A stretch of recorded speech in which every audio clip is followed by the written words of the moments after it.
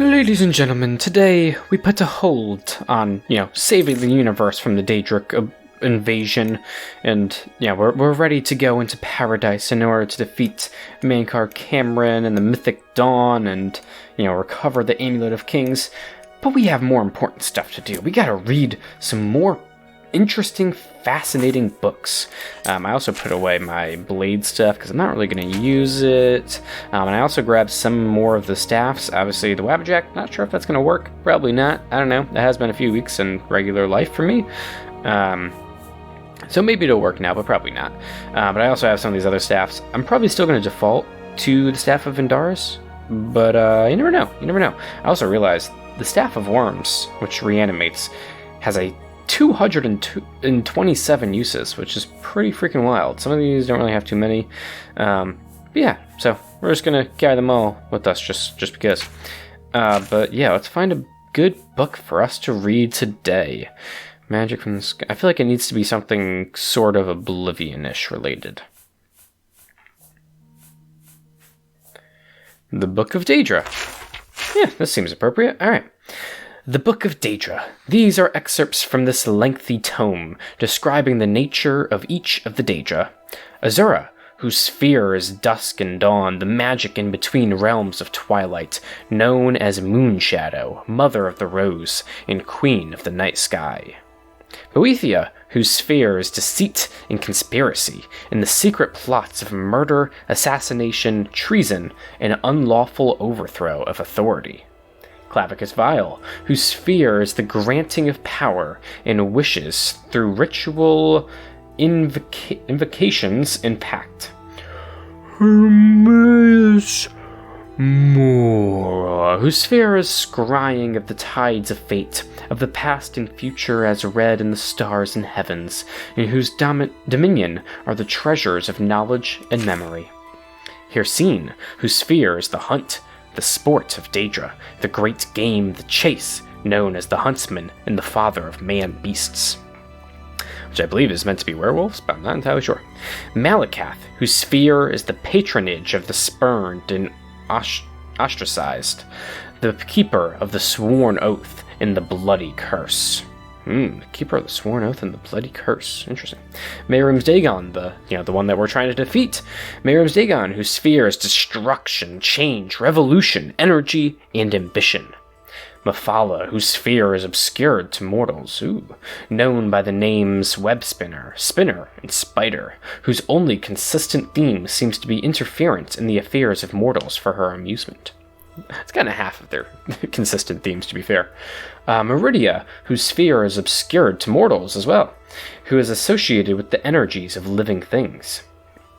Molag Bal, whose sphere is the domination and enslavement of mortals, whose desire is to harvest the souls of mortals and to bring mortal souls within his sway by spreading seeds of strife and discord in the mortal realms.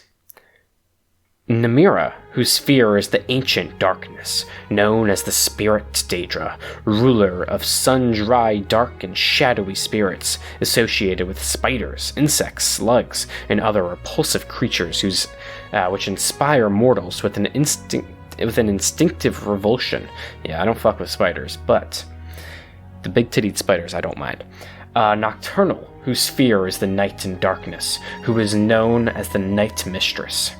Periite, whose sphere is the ordering of the lowest orders of Oblivion.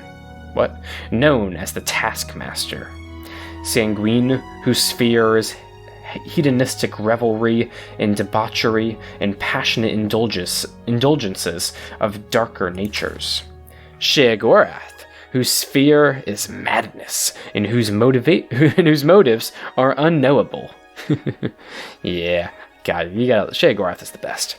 Vermina, whose sphere is the realm of dreams and nightmares, and from whose realm issues forth evil omens.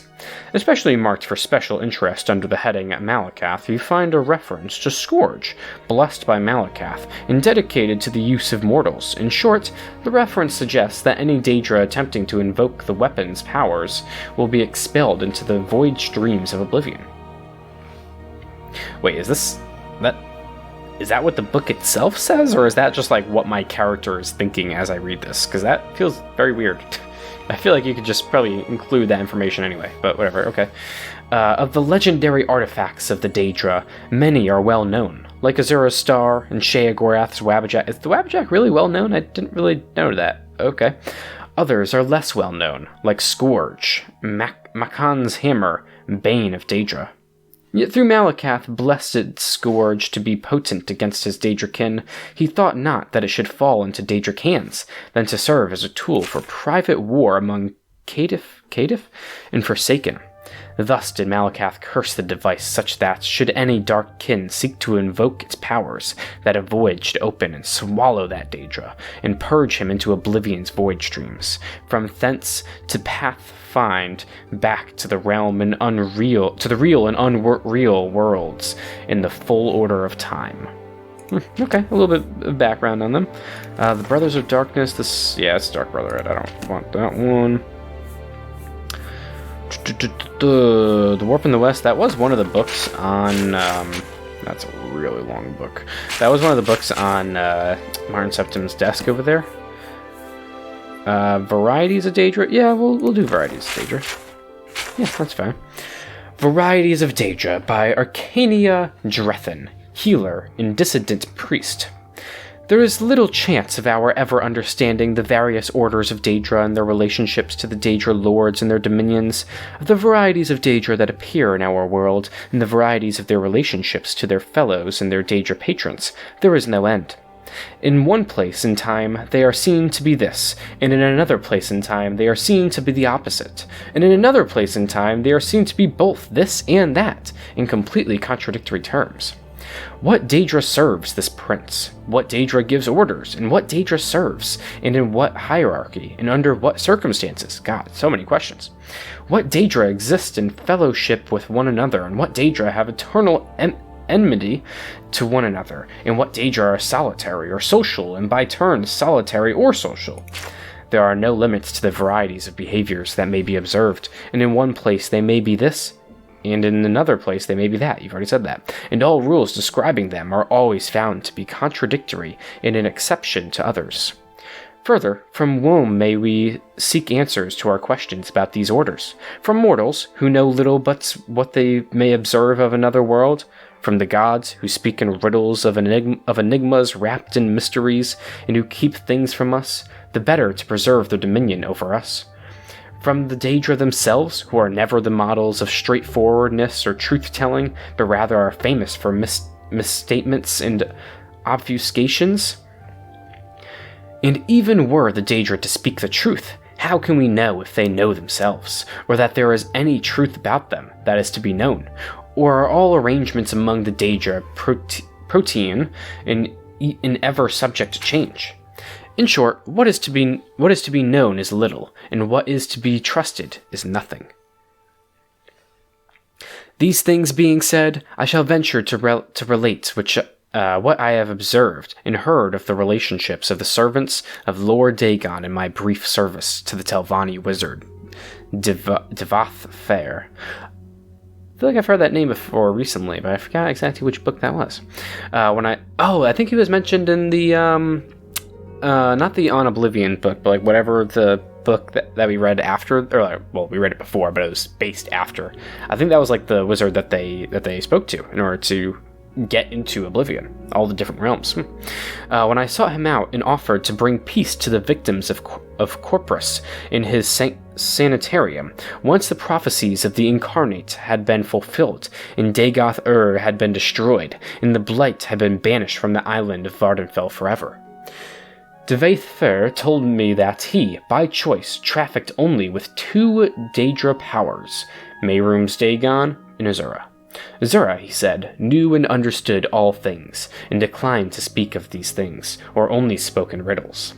Mehrum's Dagon, on the other hand, out of pride, fixity of purpose, and a predictable lack of subtlety in thought, knew nothing and understood nothing, and was inclined to speak freely and without falsehood.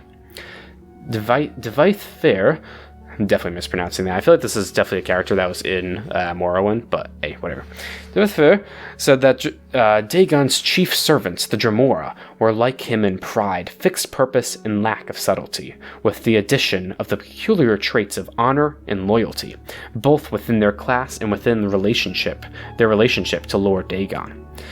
Dvath'Fer said that the Dremora were ordered into clans and castes, and these clans and castes were well defined. Individual Dremora might rise or fall in rank, or move back and forth among clans, but only when regulated by complex oaths, and only at the will and pleasure of their Lord Dagon.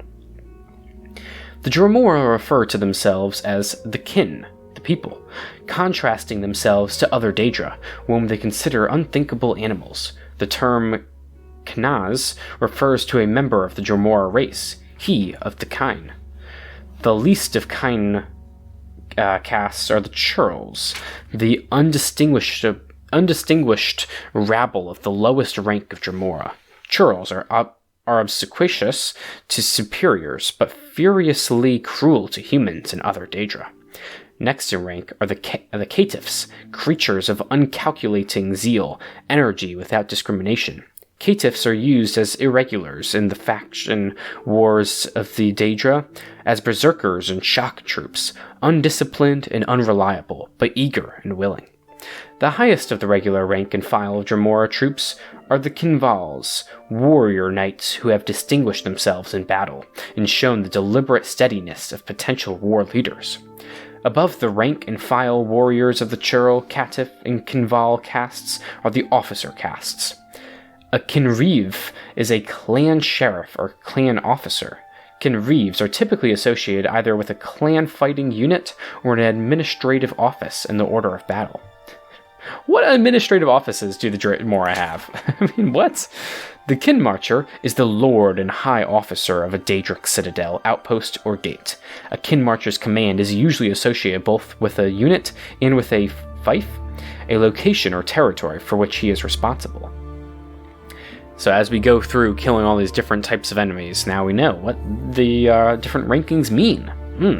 Not that fascinating, but kind of interesting. Above the Kinmarcher is the Marquenaz, or Grand Duke. A Marquenaz is a Lord of Lords and member of the Markin, Mehrunes Dagon's Council of Lords. Wow. The highest rank of Dremora is the Vulcanaz, or Prince. This warrior duke is a member of the Vulcan, Mehrunes Dagon's personal guard. I feel like we've killed a lot of those things if that's the actual story, but sure.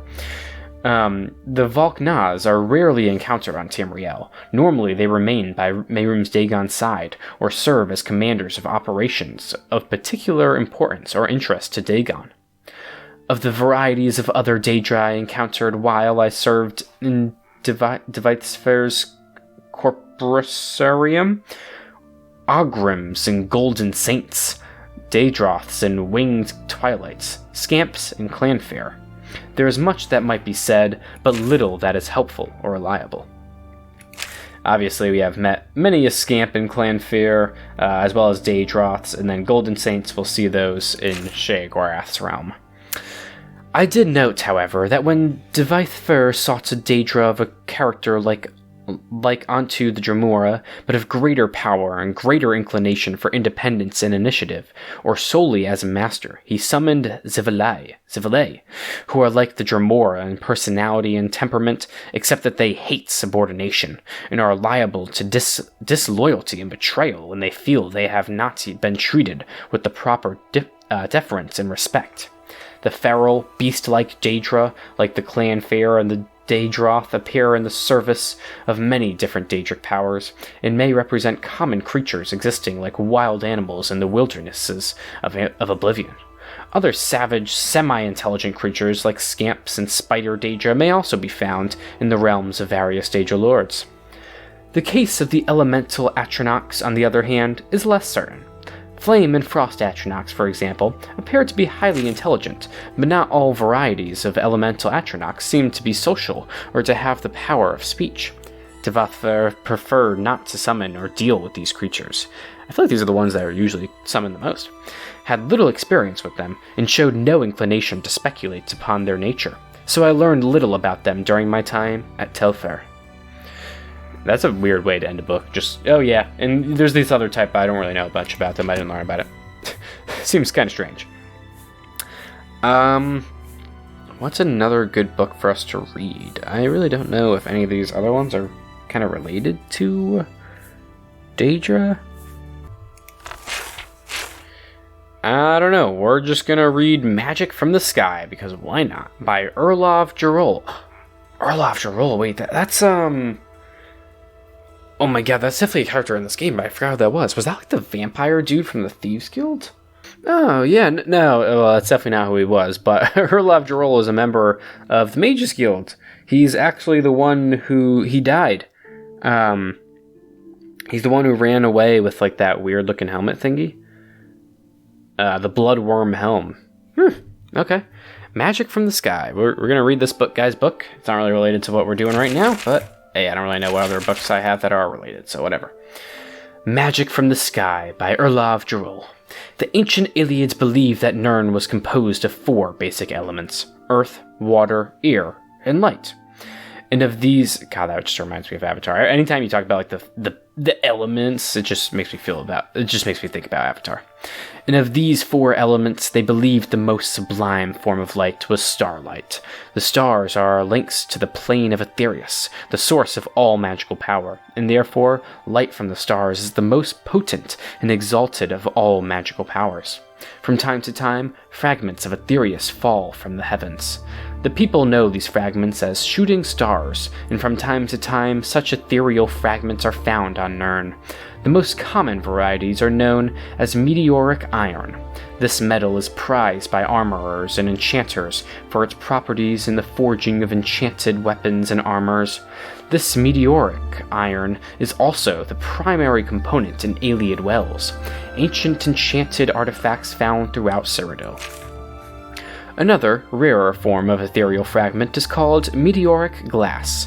It is from such fragments that other rare Iliad enchanted artifacts are crafted, Welkin stones and Varla stones. Iliad wells are scattered across Cyrodiil's landscape. Their sitting is a mystery. They are not associated with any known Iliad cities or settlements. It is presumed that, in some manner, they harvest magical power from starlight.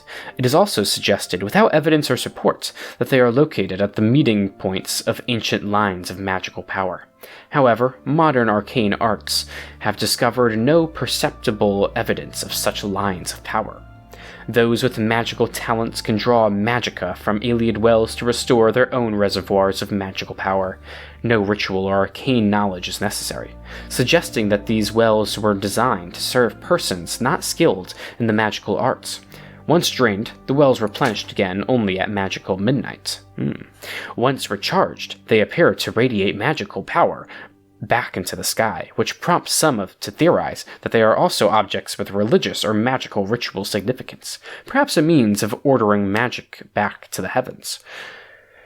After all, you do write a boring book. This is like a research page, if anything. Whatever. We've had too many good books recently. I've been choosing to read all the interesting books, to be fair. Welkin Stones, Aldmeris, Sky Stone, Heavenstone, literally Sky Child, are pieces of cut and enchanted meteoric glass, which apparently act as storage devices for magical power. A magical talent can restore his reservoirs. His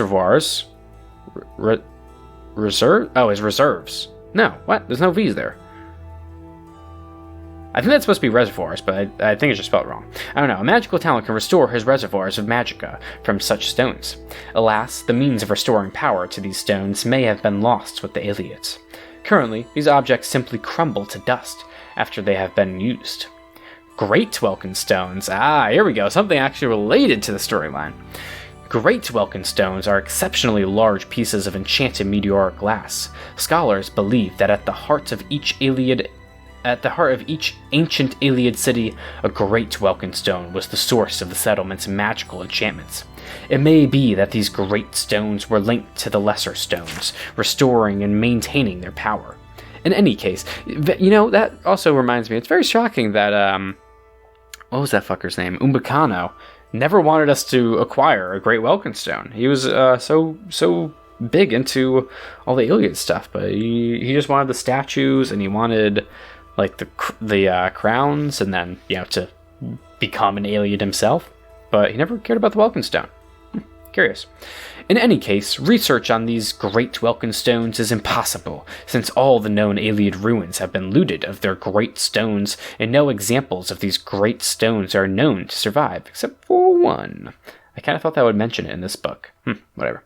Another rare enchanted item found in Iliad ruins is called a Varla stone, Aldmeris for Starstone. Varla stones are remarkably powerful, enabling untrained users to restore magical energy to any number of enchanted items. Because of their great value and utility, these items are also extremely rare, but since they are small and easily concealed, diligent explorers may still occasionally come across them in any Iliad ruin. I mean, I wouldn't say they're really hidden that well. They're kind of usually on a massive pillar. There's just a button you gotta press first, but sure. Iliad wells. Welkin stones, Varla stones. Consider then these marvels of magical enchantment. Are we then to conclude that the Iliads were a superior race in culture?